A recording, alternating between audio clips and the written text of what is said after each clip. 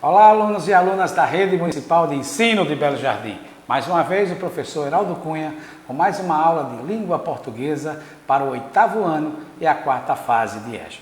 O conteúdo da nossa aula de hoje é estrutura e narrativa do texto ficcional. Mais uma vez, estrutura e narrativa do texto ficcional. Olha aí, ficcional. O que é um texto ficcional? Narrar é contar uma história. Sendo assim, a narração tem como centro a ação, o fato. Um texto narrativo é uma sequência de ações que se sucedem através do tempo e do espaço. A narrativa pode ser ficcional ou não ficcional. A narrativa não ficcional ou real conta os fatos reais, sem recriá-los, limitando-se a mostrá-los como realmente aconteceram. Não é o que acontece na realidade. Então, uma narrativa que não é ficcional, uma narrativa real, que retrata, que narra uma história real, a realidade. Agora, a narrativa ficcional, que também podemos chamar de fictícia, cria ou recria fatos. Sobre um fato real, por exemplo, a história da Segunda Guerra Mundial. A gente sabe que é um fato real, a Segunda Guerra Mundial aconteceu. Então, sobre este fato real, podem ser criados milhares de textos fictícios. Basta lembrar de filmes como Os 12 Condenados, A Lista de Schindler, Bastardos Inglórios, Uma Luz na Escuridão, Um Canto de Esperança, entre outros, entre vários outros filmes com temática sobre a Segunda Guerra Mundial. Abaixo aí nós vemos cartazes de alguns filmes que eu citei. Os 12 Condenados, A Lista de Schindler, Bastardos Inglórios. Todos eles têm como tema a Segunda Guerra Mundial. Mas os autores, os roteiristas, eles criam novas narrativas sobre este fato acontecido. Então são narrativas fictícias, né? Eles inventam, eles criam com a sua imaginação, eles fazem uma releitura daqueles fatos que realmente aconteceram. Veremos agora os tipos de narrativas ficcionais. O romance. O romance é um tipo de narrativa ficcional. O romance, em geral, é um tipo de texto que possui um núcleo principal, mas não possui apenas um núcleo. Outras tramas vão se desenrolando ao longo do tempo em que a trama principal acontece. Há tramas paralelas. Há aquela trama principal que norteia o romance, mas há tramas paralelas que vão acontecendo. É um texto longo, tanto na quantidade de acontecimentos narrados, quanto no tempo em que se desenrola o enredo. O romance se subdivide em diversos outros tipos. Há o romance romântico. São as narrativas que destacam a figura do herói, cavalheirismo, figura feminina, amor, pátria.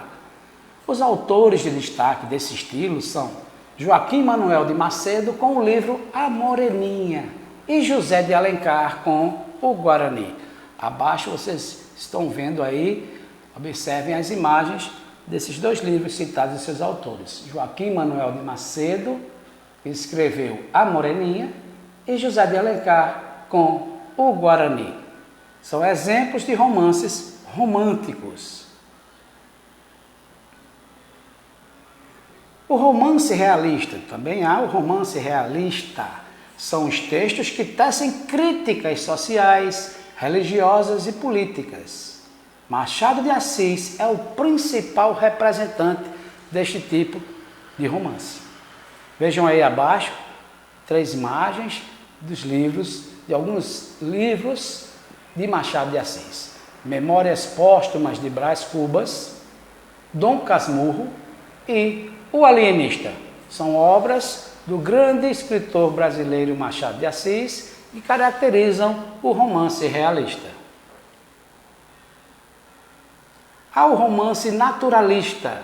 É muito parecido com o realista, mas tem como foco a análise social a partir do coletivo, da coletividade, de uma comunidade. Por exemplo, uma das obras mais conhecidas é o Cortiço, de Aloísio Azevedo. Abaixo vocês estão vendo aí uma edição de O Cortiço, escrito por Aloysio Azevedo, representando um romance naturalista. E há também o romance modernista, marcado pelo movimento Romance 30. O tipo faz críticas sociais e anticapitalistas. Os nomes de destaque são Jorge Amado, com o livro Capitães de Areia e O País do Carnaval, e Graciliano Ramos, com São Bernardo. Olha aí a imagem, está até na capa, o escritor baiano Jorge Amado, com o seu livro Capitães de Areia, ou Capitães da Areia, como está escrito aí. Jorge Amado e O País do Carnaval, e Graciliano Ramos, com São Bernardo, caracterizam um romance modernista. Há também, como gênero, como tipo narrativa fictícia, a novela, muitas vezes confundida em suas características com o romance e com o conto. A novela é um tipo de narrativa menos longa que o romance. Possui apenas um núcleo, ou em outras palavras, a narrativa acompanha a trajetória de apenas uma personagem. Em comparação ao romance, se utiliza de menos recursos narrativos e, em comparação ao conto, tem maior extensão e uma quantidade maior de personagens. Como exemplo, nós temos aí Sim a Moça, de Maria Dezone Pacheco Fernandes, que deu origem ao filme e às telenovelas. Sim a Moça foi escrito por Maria Dezone Pacheco Fernandes nos anos 50, se não me engano, e deu origem ao filme e também às telenovelas de uma grande emissora de televisão. Como vemos aí abaixo o cartaz de um filme de 1953, inspirado, na obra de Maria Dezone Pacheco Fernandes, Sim a Moça. E ao lado temos duas imagens de telenovelas, uma de 1986 e outra de 2006, que foi exibida por uma grande emissora de televisão brasileira. Há também o conto. O que é o conto? O conto é uma narrativa curta. O tempo em que se passa é reduzido e contém poucos personagens que existem em função de um núcleo. É o relato de uma situação que pode acontecer na vida das personagens, porém não é comum que ocorra com todo mundo. Pode ter um caráter real ou fantástico, da mesma forma que o tempo pode ser cronológico ou psicológico, mas na frente nós veremos esses tipos de tempo. Como representantes, como contistas, deste estilo ficcional, nós temos Clarice Lispector, Fernando Sabino e Rubem Fonseca. Estão aí os três, as imagens desses três grandes escritores brasileiros que se destacaram nesse gênero textual conto, que é uma narrativa fictícia. Vamos agora para outro tipo de texto ficcional, a crônica. Por vezes ela é confundida com o conto. A diferença básica entre os dois é que a crônica narra fatos do dia a dia, relata o cotidiano das pessoas. São situações que presenciamos e já até prevemos o desenrolar dos fatos. A crônica também se utiliza da ironia e às vezes até do sarcasmo. Não necessariamente precisa se passar em um intervalo de tempo. Quando o tempo é utilizado, é um tempo curto, de minutos ou horas normalmente. Então temos aí a imagem de 5 representantes deste gênero. Machado de Assis, Lima Barreto, João do Rio, Paulo Mendes Campos e Carlos Drummond de Andrade estão entre os cronistas mais importantes da literatura brasileira. E a fábula? A fábula também é um tipo de texto ficcional. Ela é semelhante a um conto em sua extensão e estrutura narrativa. O diferencial se dá principalmente no objetivo do texto, que é o de dar algum ensinamento, uma moral. Toda fábula tem um ensinamento no final, que diz a moral da história. Outra diferença é que as personagens são animais, mas com características de comportamento e socialização semelhantes às dos seres humanos. As fábulas, uma característica principal dela é que os personagens são animais, e animais que falam, que têm comportamento, características humanas. A parábola.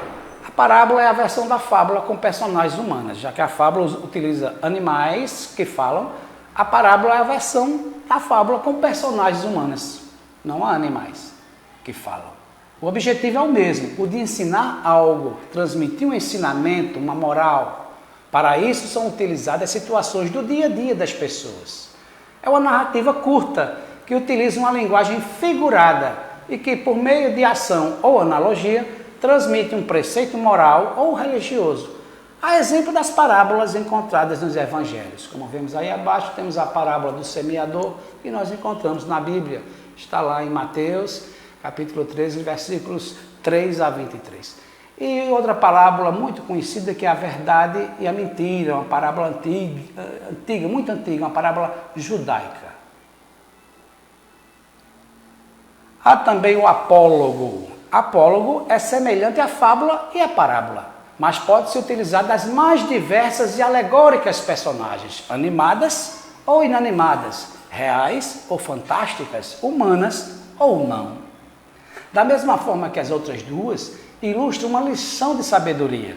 Porém, o apólogo fala de qualquer tipo de lição de vida, mesmo que esta não seja a que é adotada pela maioria como a maneira correta de agir.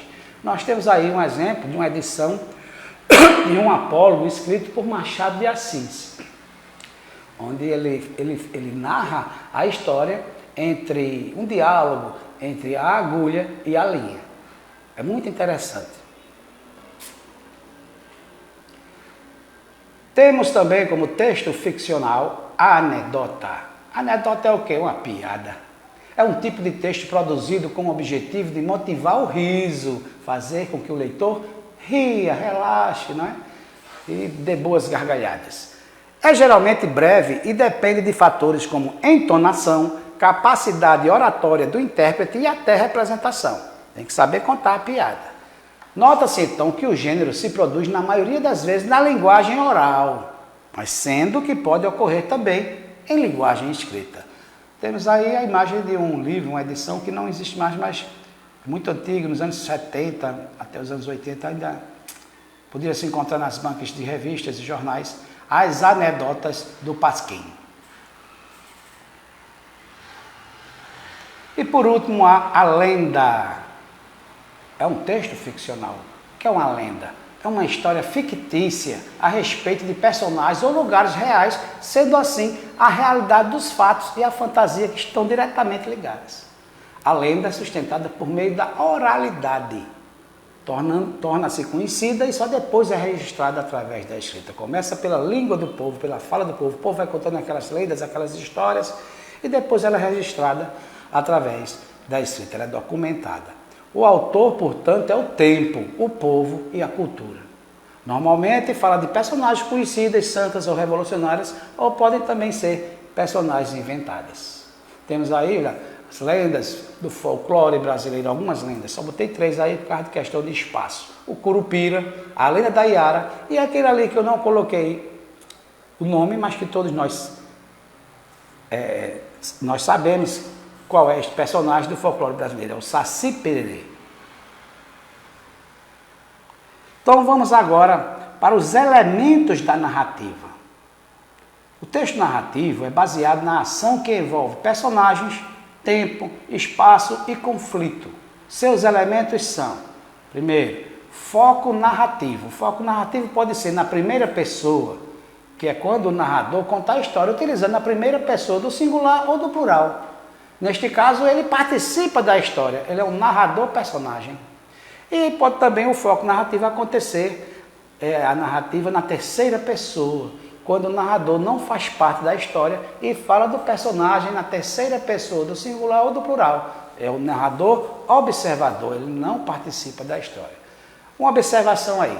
Muitas vezes o autor fala de si mesmo na terceira pessoa, como se um aluno contasse o seu dia na escola, referindo-se a si mesmo como ele, o aluno.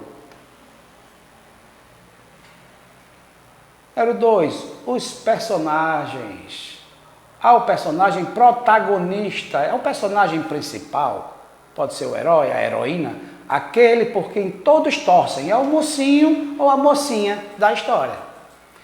Há o personagem que chamamos de antagonista, É o personagem que se coloca contra o protagonista. Geralmente nas novelas, aquela pessoa que vive armando situações para prejudicar o personagem principal. É o vilão ou a vilã da história.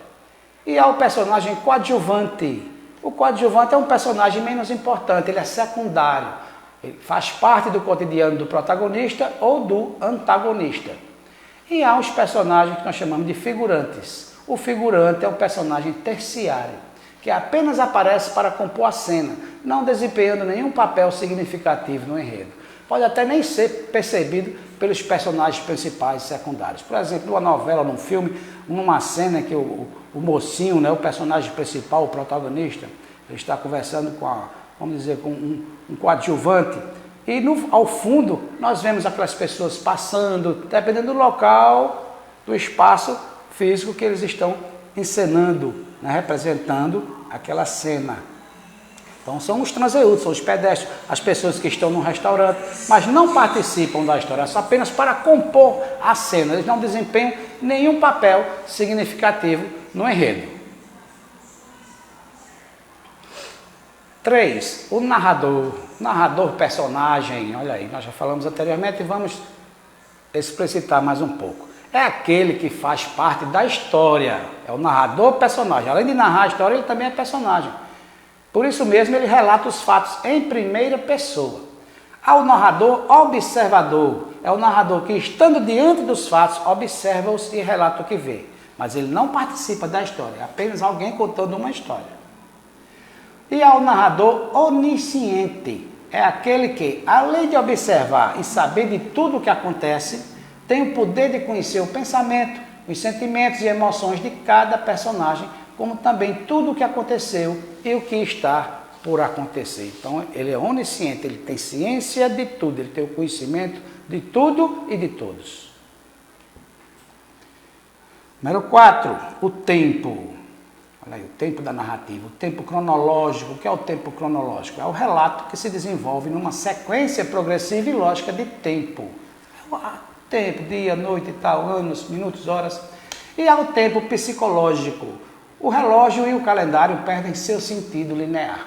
No tempo psicológico, o personagem ou o narrador vai à infância e avança à velhice em segundos. Às vezes, quando assistimos a um filme, o personagem para e dá aquele flashback. Flashback em inglês é aquele rápido pensamento voltando ao tempo. Então, ele se lembra de fatos passados. Né? Então, nós chamamos isso, esse tempo, o tempo psicológico, é o tempo da imaginação, do sonho, da lembrança, da saudade. Geralmente, quando aparece o tempo psicológico no texto narrativo, ele marca a presença de um trecho descritivo. Número 5, o espaço. É o lugar onde se passam os fatos. Caracteriza-se como físico, que é o espaço geográfico, é o lugar físico mesmo, representado por ruas, praças, avenidas, cidades, dentre outros. E o espaço também psicológico, referindo-se às condições socioeconômicas, morais e psicológicas condizentes aos personagens, possibilitando, portanto, situá-los na época e no grupo social em que se passa a história. Vejamos agora a estrutura do texto narrativo. Primeiro, inicia-se uma estrutura de uma narrativa, é a apresentação. A apresentação é a parte que introduz, é o começo da história. Então, nela é feito o quê? Se dá os dados necessários para a compreensão da anedota, do conto, da crônica, ou qualquer que seja o tipo de texto narrativo. Depois vem a complicação ou desenvolvimento. Complicação ou desenvolvimento. É o desenvolvimento da história, é a parte do texto que traz o conflito, um problema ou situação que é o ponto central da narrativa. Aí vai se desenrolando a história. Depois vem o clímax, é o auge, o ponto culminante do conflito, seja ele dramático ou cômico. E depois há o desfecho, que é o final da história. É a resolução ou a saída do conflito. Ou ainda, no caso de uma anedota, o final que faz com que o leitor perceba o sentido cômico da narrativa. Então, temos esses 4 aí compondo a estrutura do texto narrativo. A apresentação, complicação ou desenvolvimento, o clímax e o desfecho. E os discursos utilizados, né, na estrutura do texto narrativo. Primeiro, pode ser usado o discurso direto.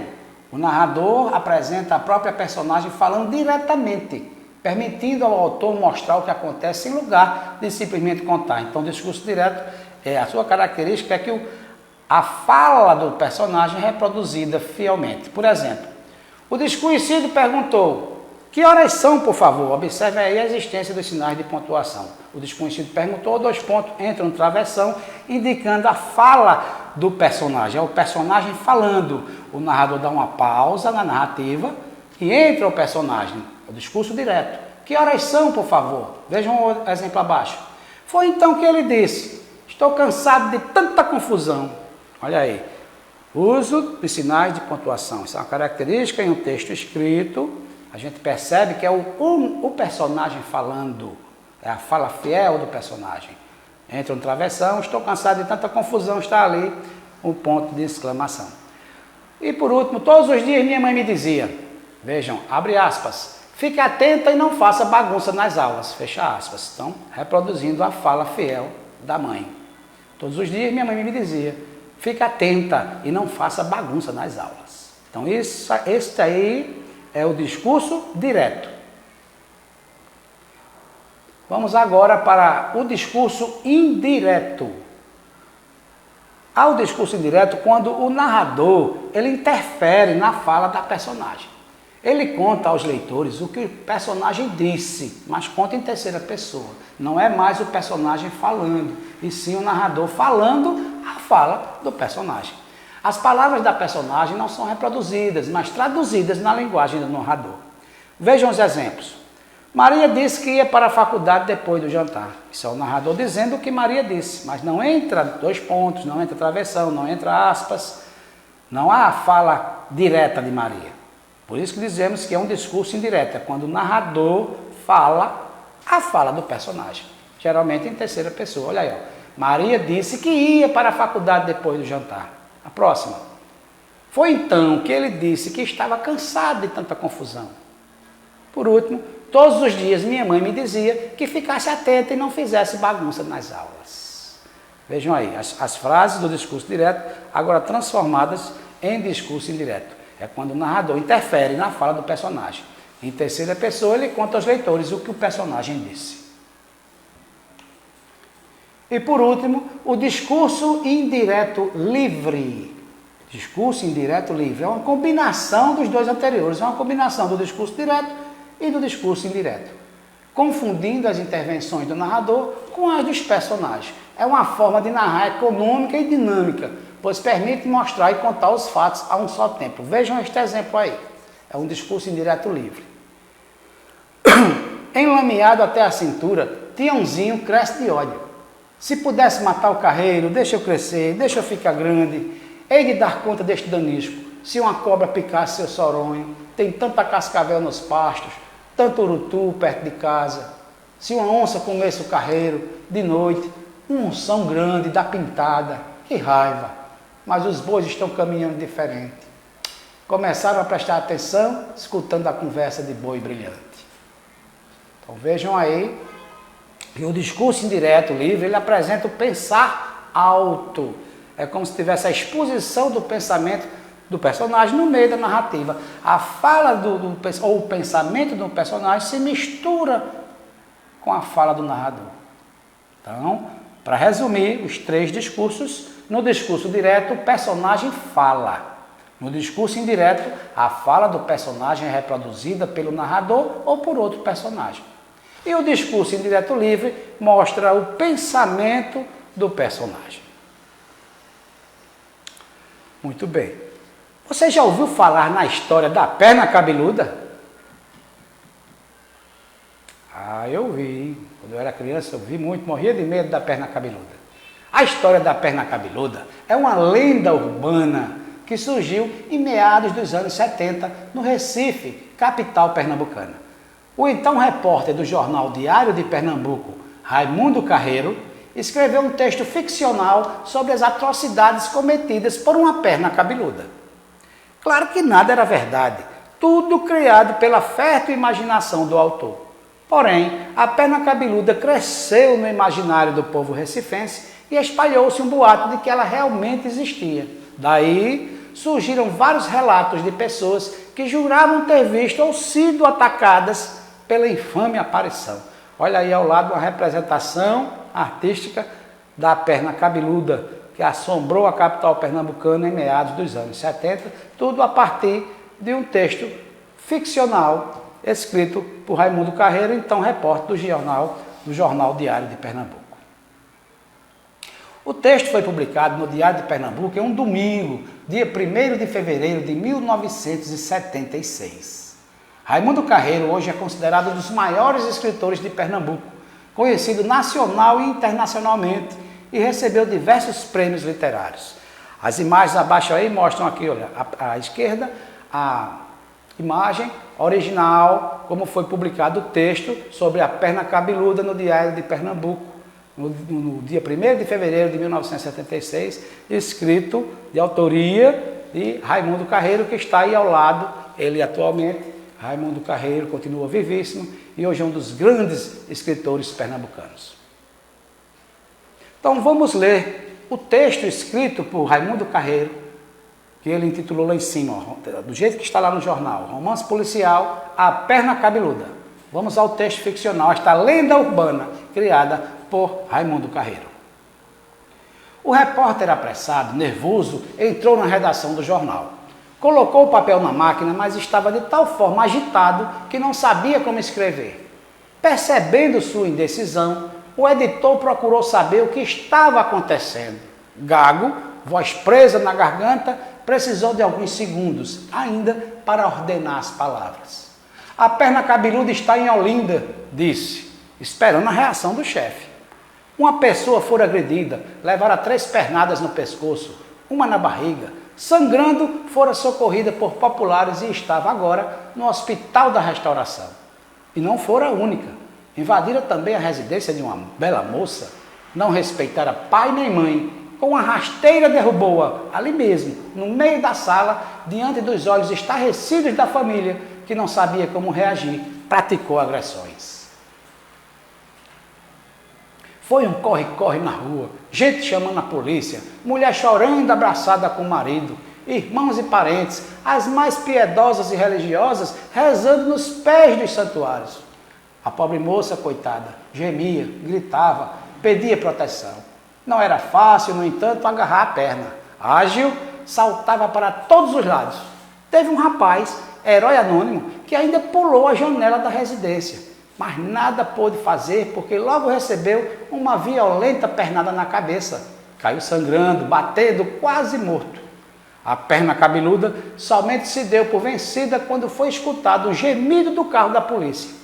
Saiu correndo pela porta dos fundos, meteu-se numa rua estreita, atravessou um beco e desapareceu num matagal. Os homens da rua, penalizados com o choro da moça, formaram logo uma coluna, armaram-se logo de facas, revólveres, pedaços de pau, saíram em sua perseguição. Nessa hora os policiais já vinham chegando, juntaram-se aos guerreiros, saíram em busca da perna criminosa. Foi que um guerreiro mais afoito, que corria na frente de todos, armado com um revólver, uma peixeira e um canivete, deu grito, caiu sangrando, o corpo todo dolorido. No escuro, não pôde ver a perna cabeluda escondida atrás de uma moita. Vingativa, não apenas deu-lhe uma rasteira, como chutou sua boca e ficou pulando sobre seu peito.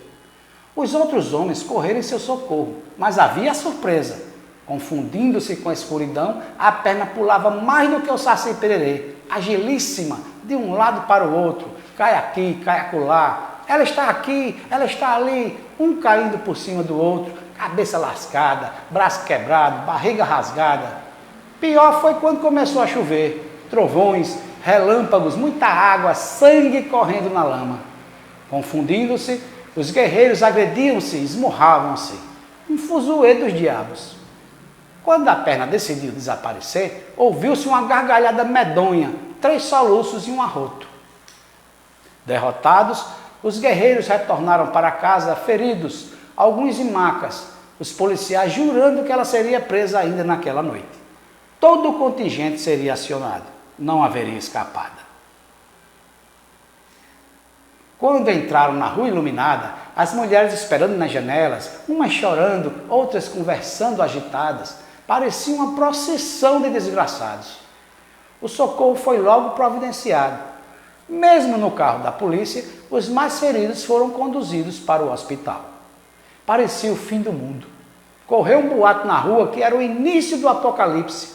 Era preciso começar a rezar com muito fervor, pois uma multidão de estrelas já se precipitava do céu, e uma legião de mortos vestiu os seus corpos para sair dos túmulos, cobrando promessas aos vivos. As moças choravam, os rapazes corriam para a igreja, queriam se confessar. Teve cabeludo que raspou o cabelo, afrouxou as calças e vestiu o terno.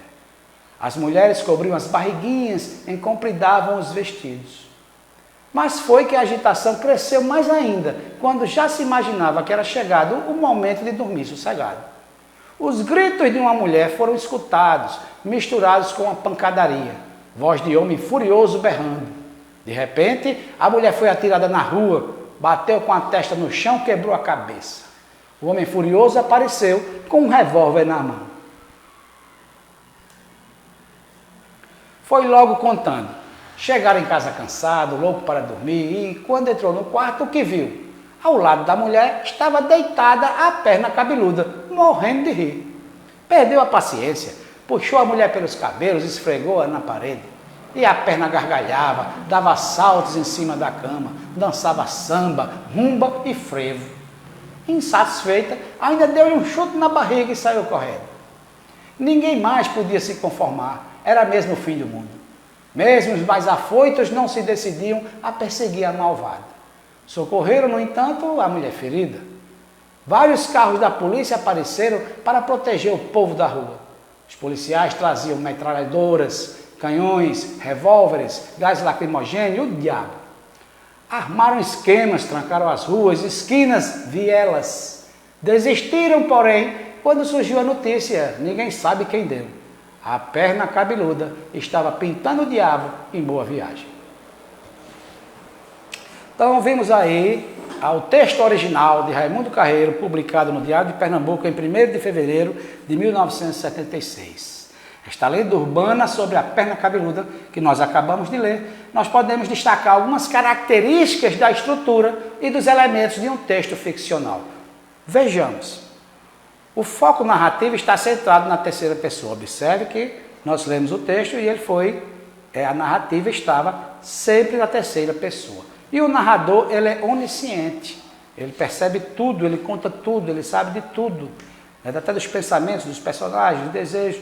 Então, há esta característica da estrutura do texto ficcional, na lenda urbana da perna cabeluda. E o personagem é protagonista. Qual é o personagem protagonista? É a própria perna cabeluda. E o discurso direto é utilizado poucas vezes, como no trecho abaixo. A perna cabeluda está em Olinda, disse, esperando a reação do chefe. Logo no início, veja aí que está, entre aspas, reproduzindo fielmente a fala do repórter lá do texto. A lenda urbana A Perna Cabeluda teve tamanha repercussão que foi lançada até em folheto de cordel. Olha aí, 2 publicações do mesmo autor, mas com capas diferentes. A Perna Cabeluda, autor Guaipuã, autor Guaipuã Vieira. Vejam aí, A Perna Cabeluda, olha aí a imagem, a xilogravura da perna cabeluda, uma perna bem cabeluda mesmo aí na rua. Literatura de cordel, este é amarelo. Em azul ao lado também de Guaipuã Vieira, já o título é diferente. É a terrível história da perna cabeluda. Prenúncios da besta fera. Olha aí, o subtítulo abaixo entre parênteses. Prenúncios da besta fera. O retrato, né, da perna cabeluda já é um pouco diferente. Colocaram até um olho, um nariz, boca, dentes. Vejam a perna cabeluda bem diferente do desenho anterior, mas do mesmo autor, Guaipuã Vieira. Então a lenda urbana, a perna fez tanto sucesso no Recife, tamanha repercussão teve que foi lançada também no folheto de cordel, na literatura de cordel. E a lenda urbana recifense ganhou versão em forma de história em quadrinhos, HQ, A Rasteira da Perna Cabeluda. foi publicada pelas edições Bagaço em 2015, com roteiro de André Balaio e desenhos de Theo Pinheiro. Então vejam bem, então a perna cabeluda, além daquele texto, além da comoção popular que começou a achar que aquele boato era verdadeiro, muita gente viu a perna cabeluda, morria de medo da perna cabeluda, ela foi lançada em literatura de cordel e também em história em quadrinhos. Muito bem, então chegamos ao fim da nossa aula de hoje para o 8º ano e a 4ª fase de EJA. Estudamos o texto ficcional e, de quebra, como exemplo, vocês conheceram a lenda urbana, a perna cabeluda. Muito obrigado pela sua atenção, o professor Aldo Cunha se despede e até a próxima aula. Tchau, tchau!